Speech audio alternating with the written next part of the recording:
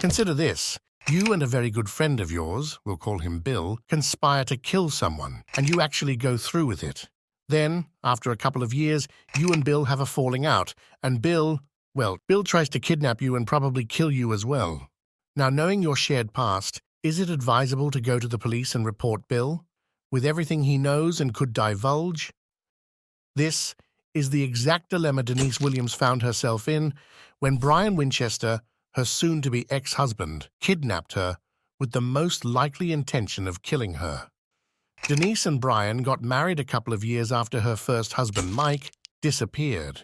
However, their marriage soured, and the couple would separate in 2012 over Brian's alleged sex addiction. Now, with a looming divorce, Brian decided to take drastic measures and, armed with a handgun, he waited until Denise was in her car and proceeded to kidnap her.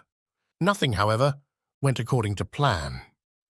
Instead of following her kidnapper's directions, Denise was smart enough to pull into a CVS drugstore parking lot close to the door.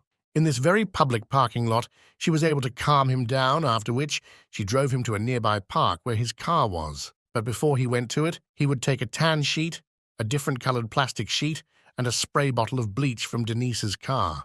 After this bone-chilling ordeal, Denise drove straight to the police station and reported the entire incident, even though she promised Brian not to.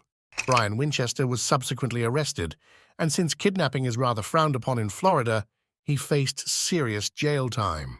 And so, in a bid to get a reduced sentence, Brian made some astonishing revelations. See, almost everyone believed Mike, Denise's first husband, had drowned in a nearby lake while duck hunting and that his body was eaten by alligators. The truth, however, was much more disturbing. In 2000, Denise was married to Mike Williams, her first husband. Their marriage wasn't rosy either. Denise was having an affair with Brian, Mike's best friend. Since he likely didn't know about the affair, Mike confided in his best friend about his plans to leave his wife, and thus a plan was hatched. Brian would take Mike out on a hunting trip in which Brian would kill him and make it look like an accident. I don't remember exactly how I got him to stand up, but when he did, I pushed him into the water.